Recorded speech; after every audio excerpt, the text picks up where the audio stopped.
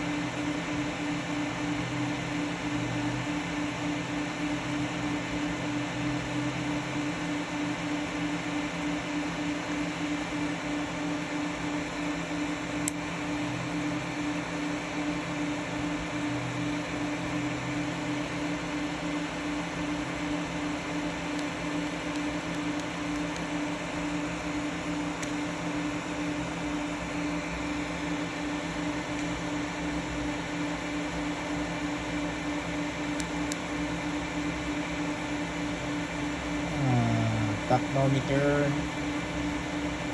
So, isiset natin yung gear ratio sa 3.7. 3.7 naman.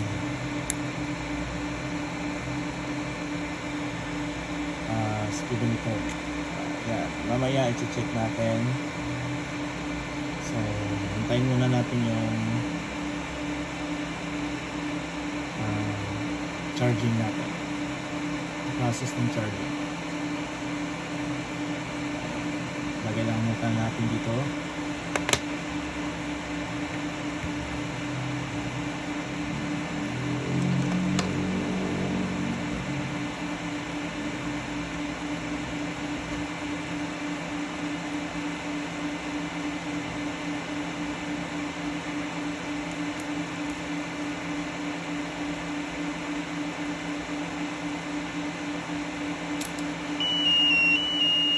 Yan, tumunog na. Kukuha lang tayo ng yun, 150, ito na lang sa taas, 155 tsaka 154. So lipat natin dito.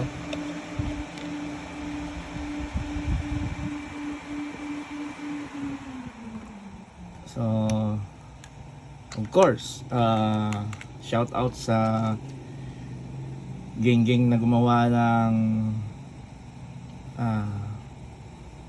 motor oil version 2 by Top Speed. Shout out. So wala na nga eh. Ay shit, tita. Yan dyan. Konti lang. Wala na oh. Tapos dito naglalagay din ako kasi alam nyo, medyo nakakatulong din yan siya sa pag-minimize ng heat ng ano ngayon, magnet.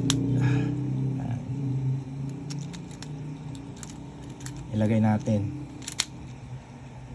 lagyan natin ng cowl na may Ging Racing. So check natin. Dari natin.